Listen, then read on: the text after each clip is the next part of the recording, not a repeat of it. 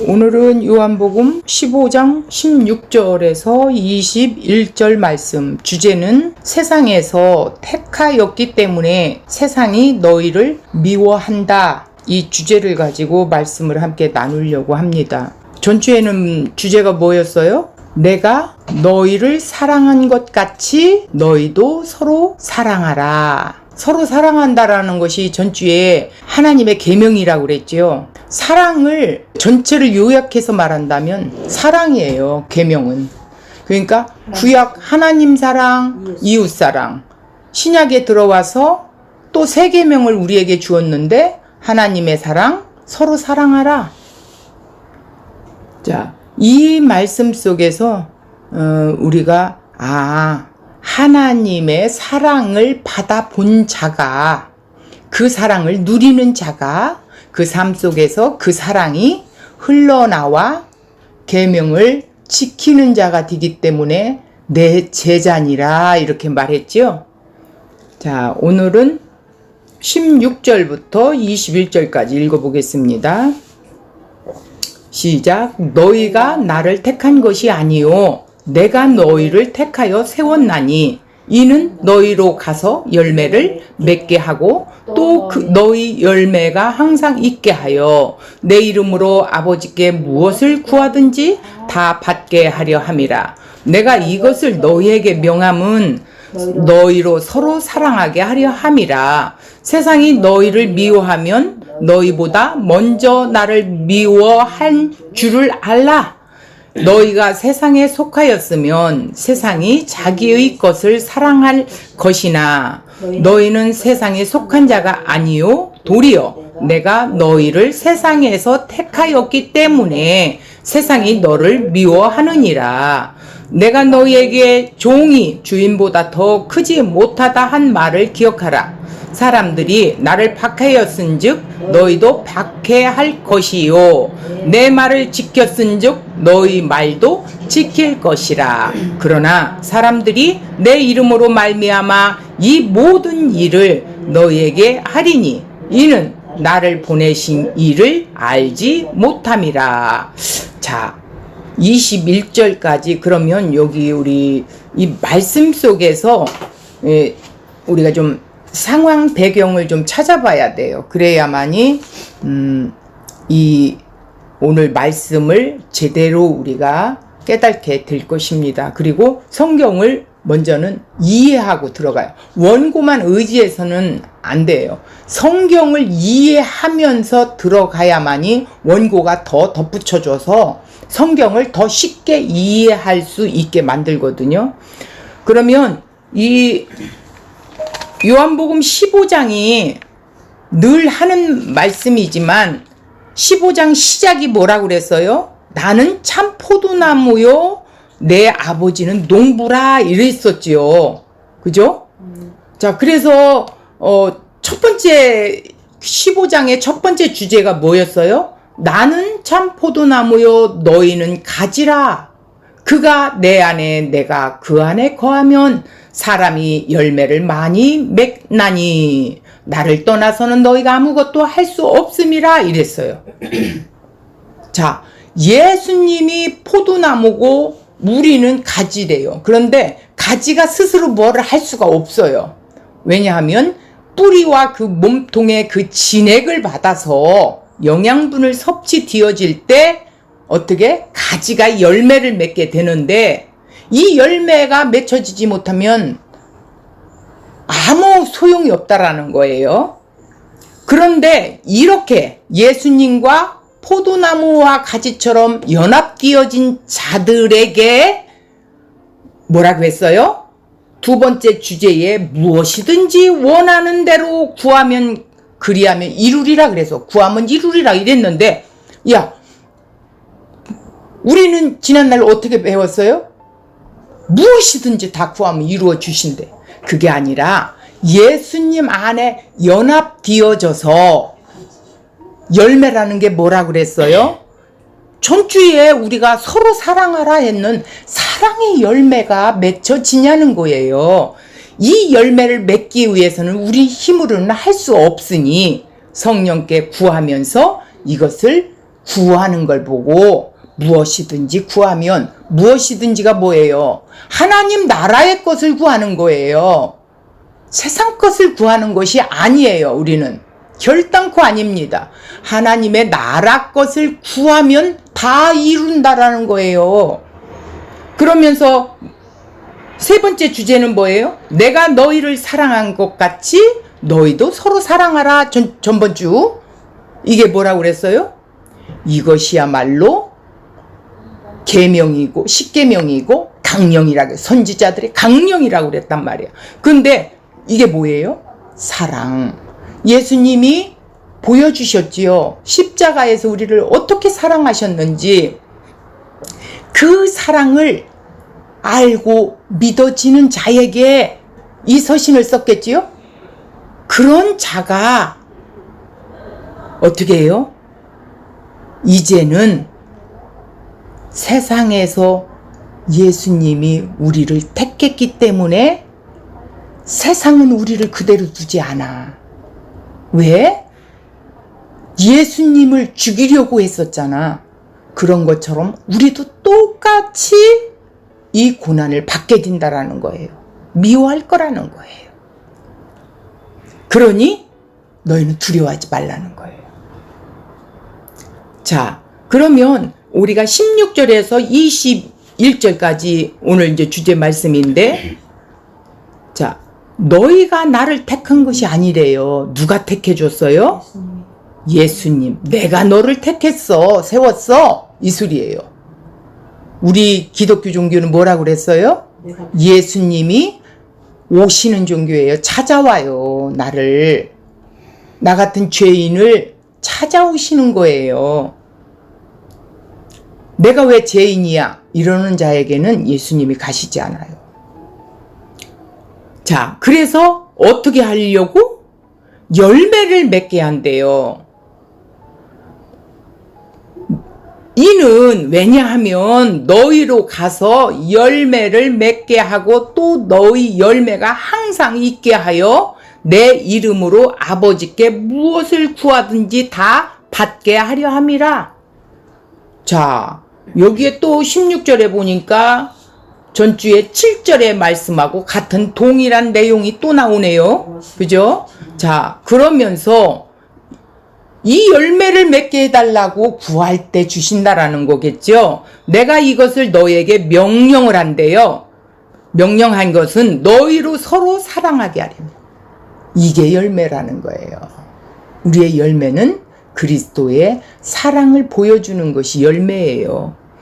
자, 세상이 너희를 미워하면 너보다 먼저 나를 미워한 줄 알라. 왜? 너희가 세상에 속하였으면 세상이 자기의 것을 사랑할 것이나 자기 것이니까 너희는 세상에 속한 자가 아니요. 이렇게 했어. 도리어 내가 너희를 세상에서 택했대. 너희 그 죄 가운데 있는 이 세상에서 너희들을 뽑아냈다라는 거야. 그렇기 때문에 세상이 너희들을 미워할 수밖에 없어. 왜? 대적자니까. 하나님과 세상은 원수니까. 그럼 우리는 하나님과 원수였던 우리를 하나님이 그 죄 가운데서 뽑아서 내서 어떻게 했어요? 예수님과 연합시켜 하나님의 아들들이 되게 하셨다라는 거예요. 20절에 보니까 내가 너희에게 종이 주인보다 더 크지 못하다는 한 말을 기억하라. 그렇죠? 사람들이 나를 박해하였은즉 너희도 박해할 것이요 내 말을 지켰은즉 너희 말도 지킬 것이라. 그러니까 박해 이유가 뭐예요? 박해를 하는 이유는 세상 사람들이 하나님을 알지 못하기 때문에요. 지금 여기 유대인들 또한 하나님을 믿는다고 하면서도 하나님을 알지 못하기 때문에 예수를 박해하고 죽이려고 하고 결국은 죽였어요. 하나님을 알았더라면 아니죠. 그러나 사람들이 내 이름으로 말미암아 이 모든 일이 뭐예요? 자, 19절에 보니까 미워하고 20절에 보니까 박해하고 이런 것들이 이 모든 일을 너희에게 하리니 이는 나를 보내신 이를 알지 못함이라. 그들이 하나님을 알지 못하기 때문에, 하나님께서 예수 그리스도를 이 땅에 보내주셔서 내 백성을 구원하려고 보내주셨는데도 불구하고 이 일을 몰라. 그러기 때문에 너희들을 어떻게 할 거야? 미워하고 박해할 거라는 거야. 지금 그런 내용이에요. 자, 이 내용들을 우리가 생각하면서 원고를 읽는다면 더 깊이 알아갈 것입니다. 자, 한번 보겠습니다. 자, 세상에서 택하였기 때문에 세상이 너희를 미워한다. 이 주제를 놓고 이제 말씀을 나누겠습니다. 가지가 행함으로 나무를 지탱하는 것이 아니지요. 나무와 뿌리가 그 가지를 지탱하게 또 유지하게 하는 것입니다. 그죠? 자, 가지인 우리가 십자가로 접붙여준 예수님에 대한 그런 인식이 없다면 그냥 스스로 붙어 있다는 착각에 왔다 갔다 이렇게 혼선을 일으킬 거예요. 그러나 착각 속에 있는 가지는 화목으로 쓸 수가 없고 쓰레기들로 함께 불태워 버리는 것이 포도나무의 가지라는 거예요. 자, 가지 스스로는 아무런 가치가 없을 정도가 아니라 오히려 거추장스러운 것밖에 안 돼요. 이 가지가 모든 사람들이죠. 자, 빛이 어둠의 비추이자 사람들이 어두움을 더 좋아해서 빛을 배척하였다는 것이 예수님의 십자가예요. 어느 누가 예수님의 친구가 될 수가 있을까요? 예수님과 친구가 되려면 십자가를 지는 자기를 죽이는 것입니다.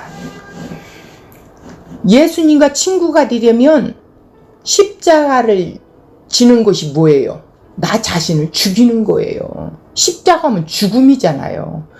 내가 죽고 없어야 내 안에서 예수님이 일하시거든요. 사람은 자신이 살려고 하는 모든 것이 하나님의 영광과 상관없이 그저 자기 영광의 일을 하는 것뿐이죠.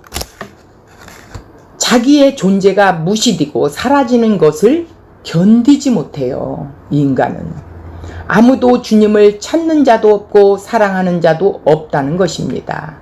유대인들은 하나님을 사랑하지 않았는가 할지 모르지만 그들도 역시나 율법을 지킬 수 있는 자기 자신을 사랑했습니다. 나는 율법을 지켜서 구원받을 거야 이랬다라는 거예요. 결코 주님의 친구가 이런 자는 될 수가 없어요. 그러면 누가 과연 주님의 친구가 될까요? 사람들은 친구를 사귈 때 쳐다보고 사귀라고 합니다. 무언가 배울 것이 있고 얻어먹을 것이 있는 자를 친구로 사귀라고 이렇게 말들을 하지요. 또 우리가 그렇게 해왔고, 그런데 예수님은 가장 낮아져 버리셨으니 누가 예수님을 친구로 사귀려고 하겠습니까? 아주 천하대 천하게 나셨고 또 낮아지셨고 그런 예수님을 누가 사귀려고 했겠어요.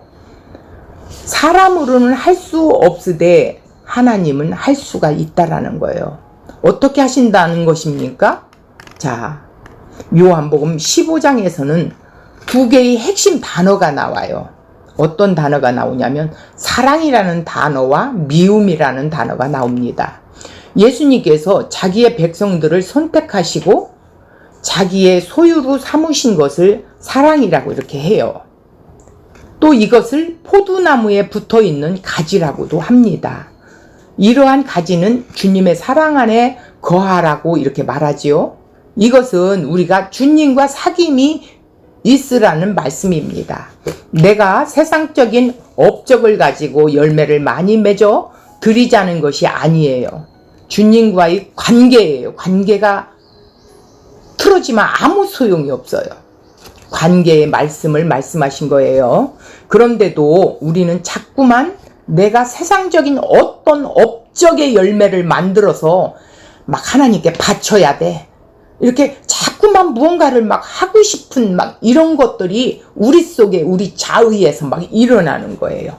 돈을 구하고 힘을 구하고 능력을 구하는 그런 것입니다. 그러나 예수님께서 원하시는 것은 그러한 세상의 것들로 만들어낸 열매들을 원하는 것이 결단코 아닙니다. 너희가 내 사랑 안에 거하라 이랬어요. 내가 너희에게 사랑을 부어주어 너희 죄를 용서하고 너희에게 하늘의 신령한 것들로 복 주었으니 너희가 이러한 영적인 것들을 알아가라는 것입니다. 이것이 뭐예요? 예수님을 알아가는 거예요. 어떻게 예수님께서 우리에게 주어졌는지를 알아가는 이것이 주님이 원하시는 나의 사랑 안에 거하라는 말씀입니다. 그러니까 주님을 알아가면 알아갈수록 주님으로부터 내 심령 속에 풍성해지겠지요. 이게 주님, 그러니까 내 사랑 안에 거하라 이 소리예요. 이렇게 되면 주님이 원하시는 열매가 맺어지는 것이라는 것입니다. 이러한 가지들끼리 서로 어떻게 하라고요? 사랑하라요. 이것이 새 계명으로 주신 거예요. 이들을 세상이 공급하는 힘으로 살아가는 사람이 아니에요. 하늘로부터 오는 신령한 힘으로 살아가는 자들이라는 것이죠. 그러니 서로 사랑하는 것이 마땅한 것으로, 성도가 서로 사랑하는 것은 세상의 기준으로 사랑하는 것이 아니겠죠? 가진 자는 가진 자대로, 배운 자는 배운 자대로 사귀는 그러한 계모임이 아니라 주님 안에서는 어떠한 사회적 신분이나 지위의 고의가 없는 것이에요. 그런 거 필요 없습니다. 높고 낮음이 어디 있어요? 오직 죄인인 주님으로부터 용서와 사랑을 받은 그 은혜로 인하여 서로 끈끈한 사랑을 맺게 되는 거예요. 이것이 열매예요. 성도가 모여서 나누는 대화, 그 교제를 또 통해서 세상이나 세상 속의 것들을 이야기하는 것이 아니죠. 무엇을 이야기하겠어요? 주님의 말씀의 풍성함과 주님의 뜻을 더 밝히 아는 것과 주님에 대한 소망이 더욱 분명해지는 것이기 때문에 그것이야말로 나누고 싶고 말하고 또 말하고 싶겠죠. 그런데도 이러한 교제의 기쁨보다는 다른 것들로 인하여 기뻐하고 있다면 우리의 수준은 아직도 주님의 사랑의 깊이, 넓이, 높이, 이 길이를 제대로 알아가지 못하고 아주 얇은 물가에서 놀고 있는 격이에요. 어린아이라는 거예요. 이 세상이나 세상에 있는 것들이 더 좋다면 그만큼 예수님을 미워하고 있는 것으로 양립 안 되는 문제입니다. 그런데도 어떻게 말하고 있습니까? 예수님을 믿으면 세상에 있는 것들을 더 많이 얻게 된다고 말하고 있죠. 그렇다면 그거는 신자가 아니에요. 종교인이지. 우리는 신자와 종교인이 다르다는 것을 분명히 구분할 줄 알아야 되고 보아야 돼요. 우리가 예수를 믿는 것은 세상의 것들을 더 많이 가지기 위한 것이 결코 아니라는 것이죠. 우리가 무엇이 바른 복음인지 아닌지를 구분하는 기준은 예수님을 믿는 것이 이 세상에서 나에게 도움과 유익이 되는가로 생각된다면 헛일하고 있다라고 생각하면 됩니다. 그건 헛발질 하는 거예요. 16절 너희가 나를 택한 것이 아니요 내가 너희를 택하여 세웠나니 이는 너희로 서로 열매를 맺게 하고 또 너희 열매가 항상 있게 하여 내 이름으로 아버지께 무엇을 구하든지 다 받게 하려 함이라 이랬어요. 자, 제자로 세움 받은 것이 주님이 택함으로 되었다 그랬죠. 이 세상을 다 사랑한 게 아니에요. 이스라엘도 남은 자가 있어요. 이 남은 자들을 통해서 구속사를 이루어가고 계신 거예요. 이것을 알아야 돼요. 너희가 가서 열매를 맺게, 이것은 예수님처럼 희생과 섬김의 십자가의 길을 가도록 그들의 기도에 응답한다는 것이 됩니다. 세상에 그 어떤 돈, 명예 이게 아니라 십자가 지고 예수님의 그 길을 따라가는 자들이 그 길을 갈 때 하나님께 하나님 내 힘으로는 갈 수 없습니다. 하나님 나 도와주세요. 이 길을 갈 수 있도록 도와주세요. 할 때 도와준다라는 그 말씀입니다. 하나님께서는 십자가의 길을 따르지 않아 열매 없는 외식자의 기도는 응답할까요? 안 할까요? 예수님과 전혀 나는 너를 알지 못한다라는 거예요. 주님과 신자가 연합하게 되는 것. 1절에 이 전적으로 주님께서 택함으로만 성립된다는 것을 알아야 합니다. 사람이 예수님을 사랑한다고 친구하자고 찾아오지 않는다는 것입니다.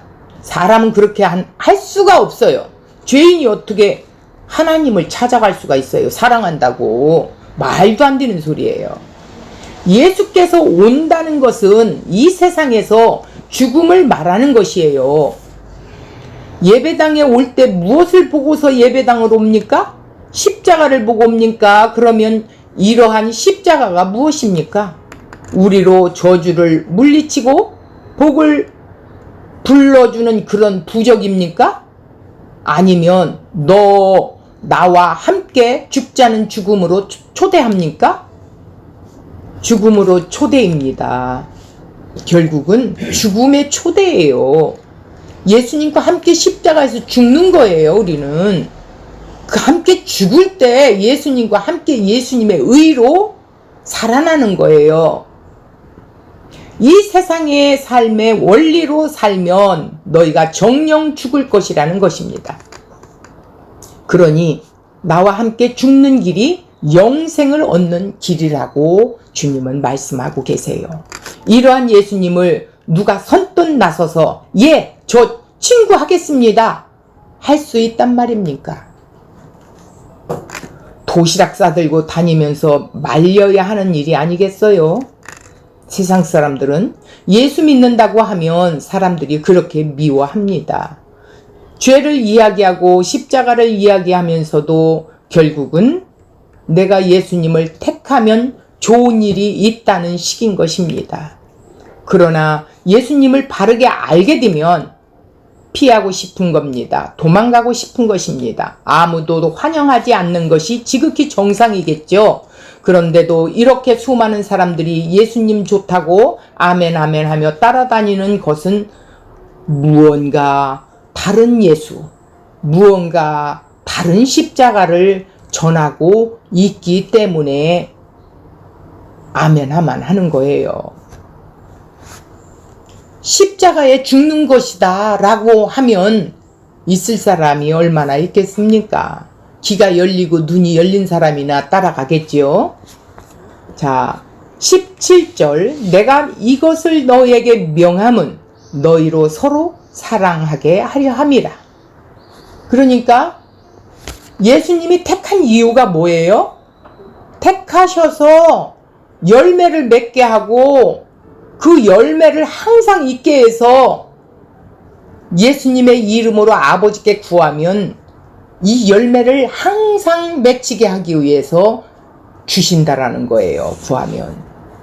그러니까 15절 16절은 예수님께서 먼저 사랑하신 내막을 알려주시는 이유는 우리로 서로 어떻게 사랑하게 하는 것이겠죠.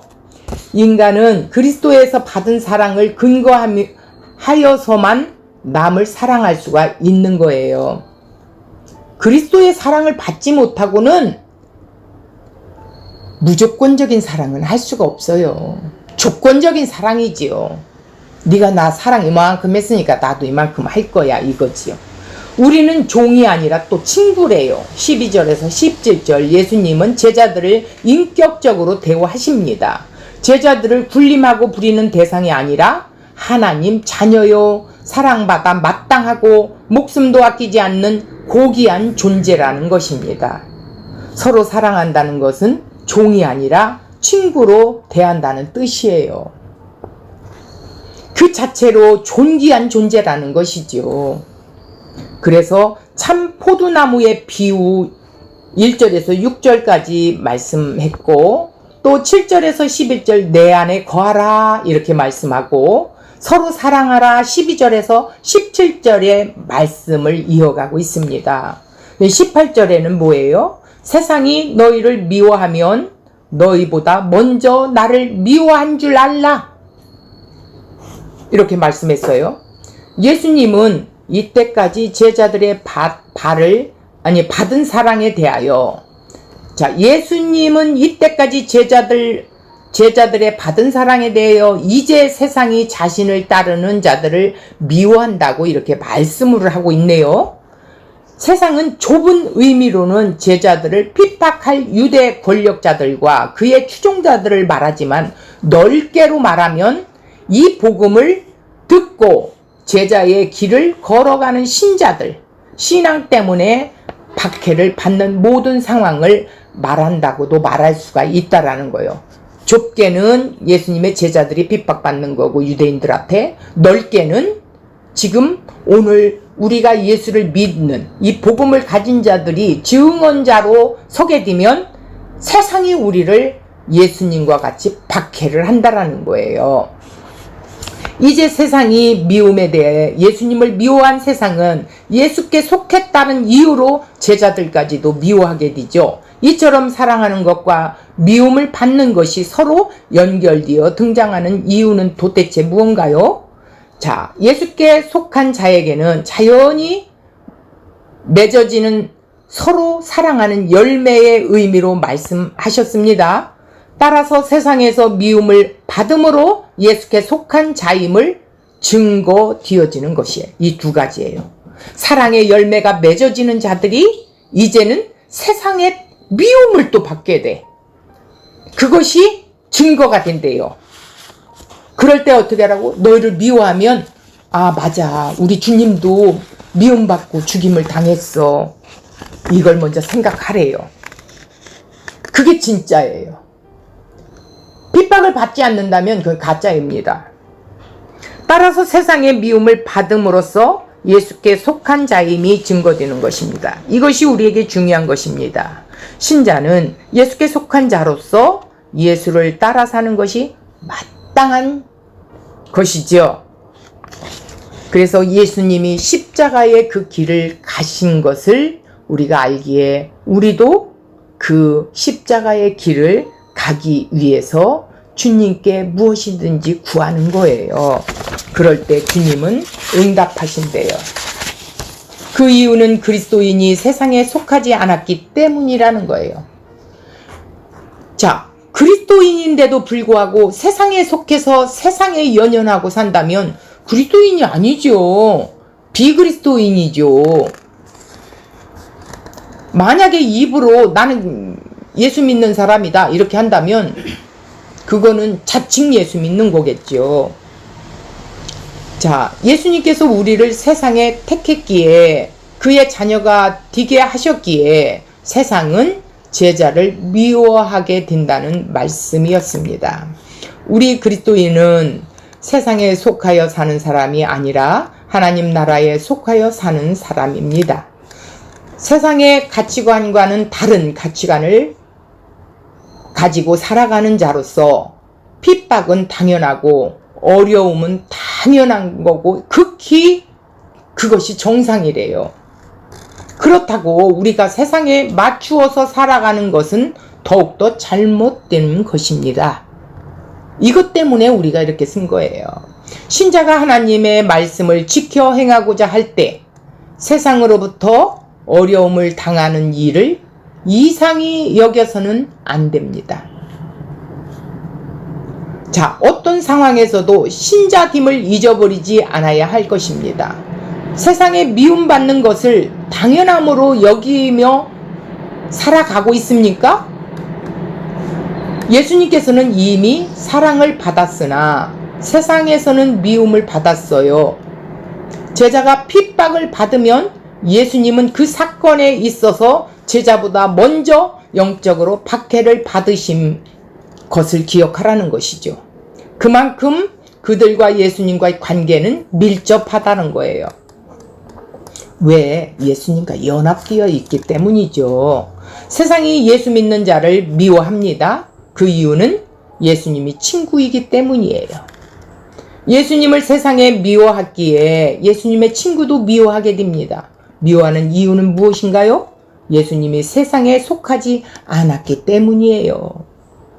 세상의 공중권세 잡은 마귀 아래 속하지 않았다라는 것입니다.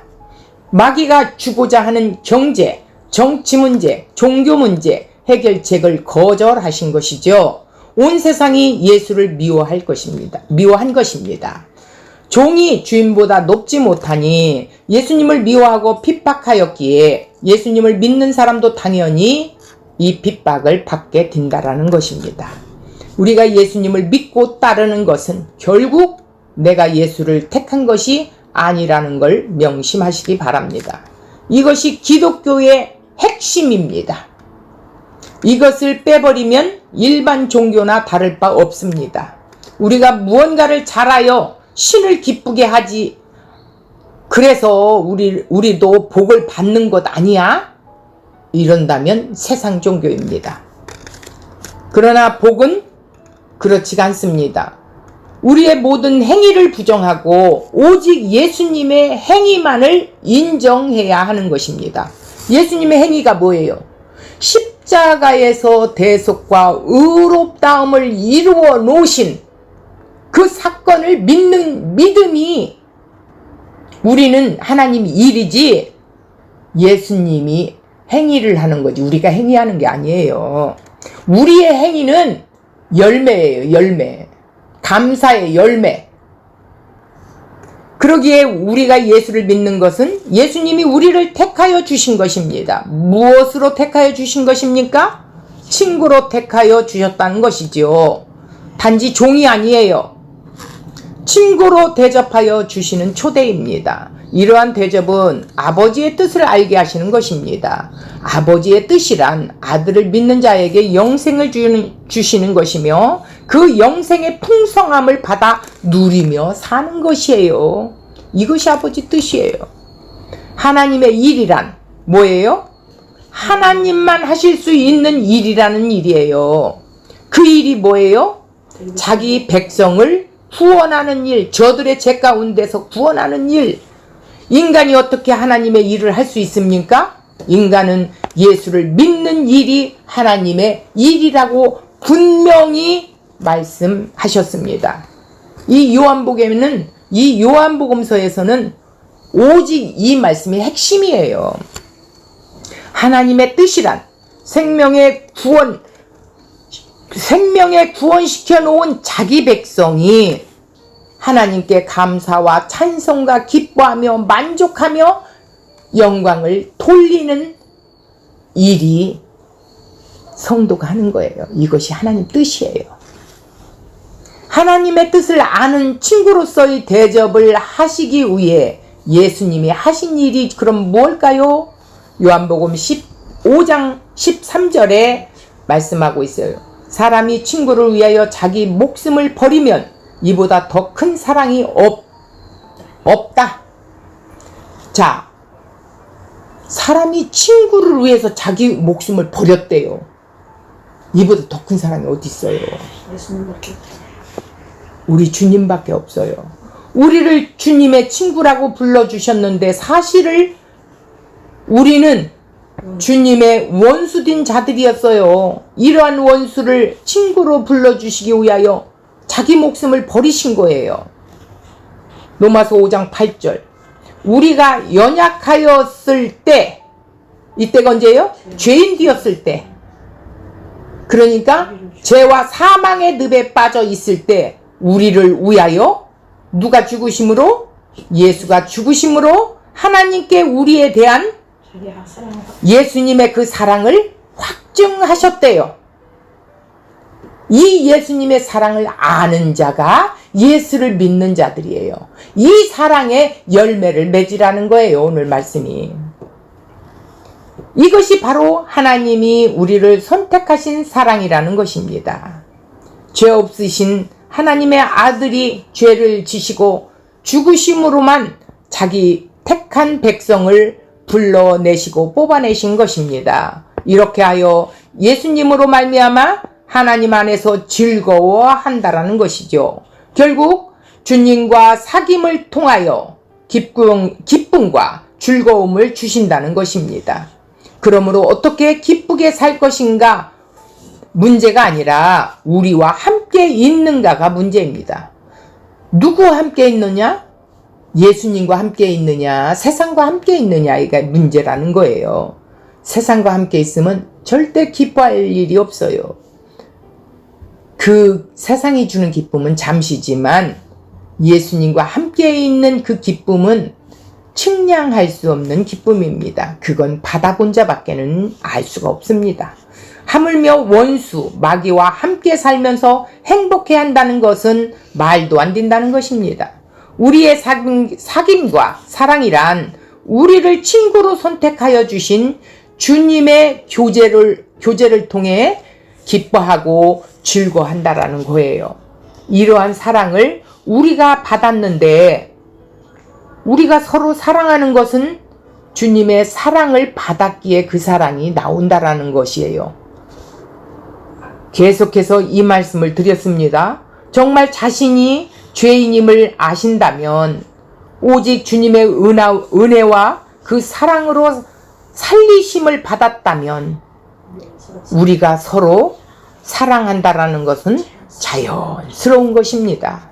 나도 용서받아서 나왔고 너도 용서받아 나왔기에 서로 사랑할 것이 결코 자랑할 것이 결코 없대요. 사랑밖에 없대요.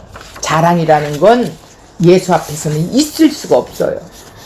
그저 용서하신 주님의 사랑만 증거할 뿐이고 주님만 자랑할 것 뿐입니다. 어찌 서로 미움이나 또 서로 사랑하지 않을 수가 있겠어요.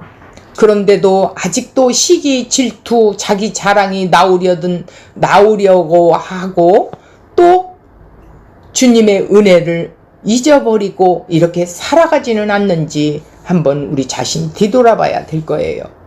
주님의 은혜와 용서, 우리를 선택하신 그 사랑을, 친구로 대접하여 주신 그 사랑을 모독하고 있는지 한번 살펴봐야 된다는 것입니다.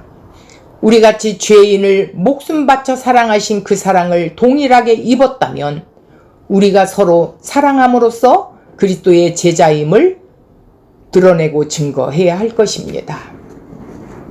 19절 너희가 세상에 속하였으면 세상이 자기 것을 사랑할 것이나 너희는 세상에 속한 자가 아니요 도리어 내가 너희를 세상에서 택하였기 때문에 세상이 너희를 미워할 수밖에 없어.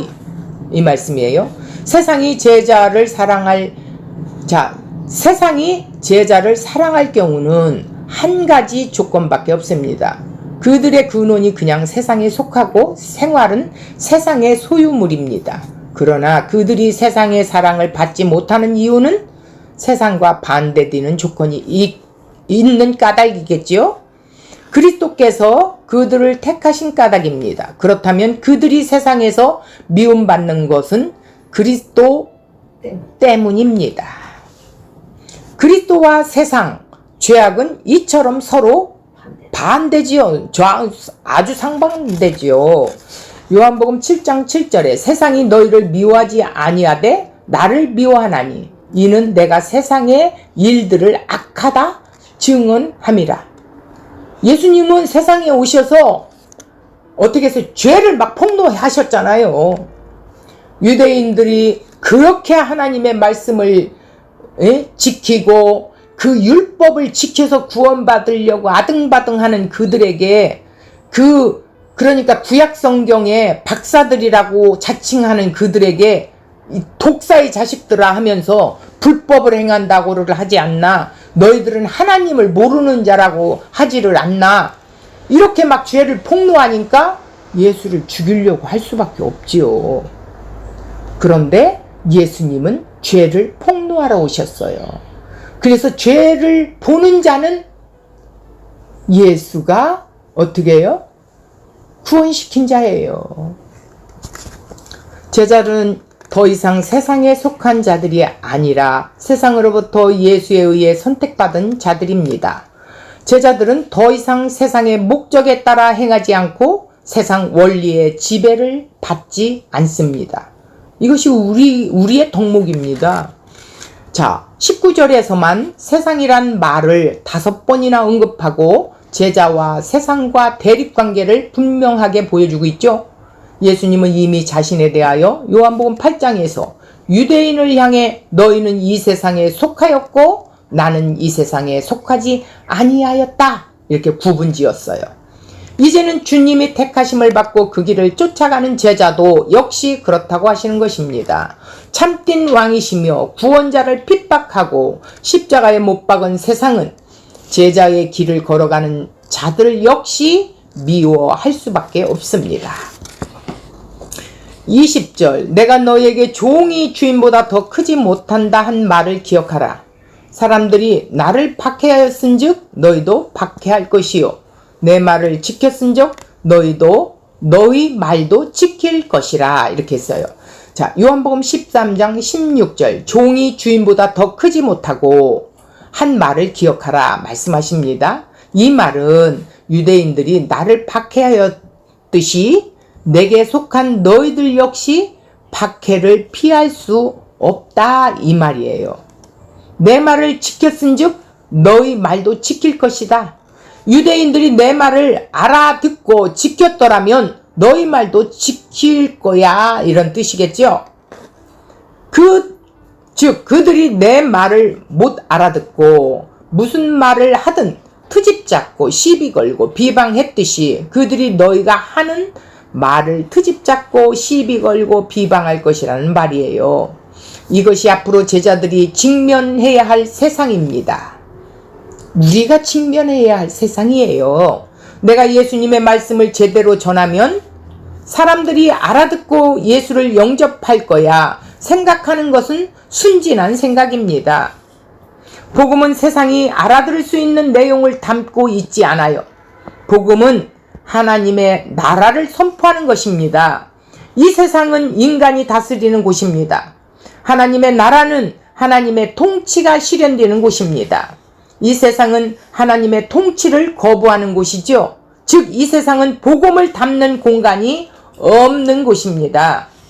그래서 이 복음의 증인된 신자나 교회는 그 생태부터 이 세상의 미움을 받을 운명을 안고 태어난 거예요.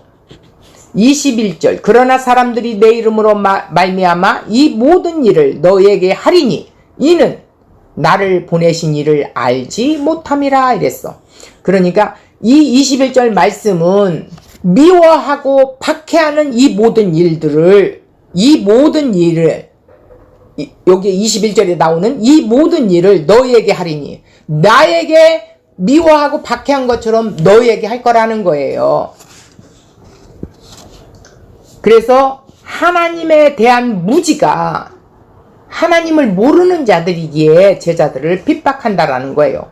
어느 누구도 의적으로 하나님에게 반기를 들려는 사람은 없을 겁니다. 모르니까 그렇죠. 그죠?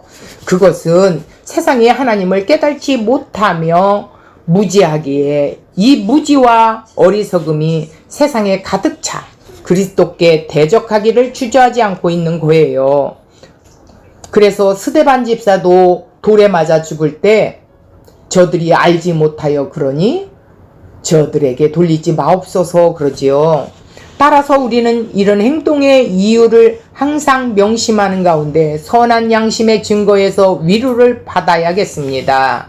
세상은 눈먼 가운데 멸망으로 불신앙은 맹목적입니다. 하나님께서 우리에게 그의 빛을 허용하셔서 우리로 감사와 기쁨을 만족을 허락하여 주셔서 하나님께 영광을 돌리게 하시는 것입니다. 하나님에게 대한 핍박들의 무지가 사도들을 핍박했어요. 그리고 오늘 참 진리를 가진 자들에게 교회라는 그 교회 속에서 핍박을 받게 될 것입니다. 왜? 유대인들도 하나님을 믿는다고 했던, 하나님을 믿는다고 한 사람들이 예수가 실제로 등장했는데 그 예수가 가짜요, 귀신 들린 자요, 목수의 아들이라고 보았던 그들 역시 예수를 핍박하고 죽였습니다. 오늘 참된 진리의 복음을 가진 자들은 세상이 미워할 것입니다. 세상이 우리를 박해할 것입니다. 그러나 우리는 하늘의 소망이 있고 이 세상에 나그네요, 잠깐 있다 가는 곳입니다. 하나님께서 우리에게 먼저 택하여 불러주시고 먼저 눈을 뜨게 해주시고 진리를 바로 깨달게 해주신 것은 이 진리를 이 핍박 속에서, 이 미움 속에서 증거하라는 것입니다. 그러니 두려워하지 말라는 거예요. 나에게도 그랬다라는 거예요. 그래서 네가 죽을 것, 내가 예수를 위해 죽겠다 하면 그는 죽은 자가 아니라 살 것이라는 거예요. 자, 오늘 세상에서 택하였기 때문에, 예수님이 나를 택하였기 때문에 세상이 너희를 미워할 거라는 거예요. 이 말씀을 가지고 우리가 함께 나눴는데, 여기서 우리가 결론으로 우리가 붙잡고 한 주간 동안 살아야 할 것은, 나는 예수님의 가지다. 예수님과 나는 연합되어졌다. 내가 예수님 안에, 예수님이 내 안에 거처가 돼서 함께 하신다. 한 몸이다. 그러기 때문에 예수님이 고난받은 그 고난을 나도 당연히 받아야 할 것이고, 예수님이 가신 그 십자가의 길도 나는 기쁨과 찬송으로 그 길을 가야 할 것입니다. 그런데 우리가 육신을 입고 있기에 내 안에 성령의 소욕과 육의 소욕이 있어요. 이 육의 소욕이 때로는 움틀움틀할 때가 있어서 때로는 방황도 하려고 막 합니다. 그럴 때 어떻게 합니까? 말씀 속에 또 엎드려서 주님의 십자가를 바라보는 것입니다. 나를 이렇게 사랑해 주셨는데 내가 이 죄악된 세상에서 왜 내가 이러고 있는가? 그러면서 주님께 구하는 거예요. 그건 뭐예요? 이 십자가의 길을 가기 위해서 구하는 것이기 때문에 주님은 즉시 응답하신대요. 또 든든히 서서 나갈 수 있게 해주신다라는 거예요. 두려워하지 마라. 내가 너와 항상 함께 있다. 임마누엘이다. 내가 또 거처 되어서 함께 살고 있잖아. 오늘 또 그렇게 들려주시고 계십니다.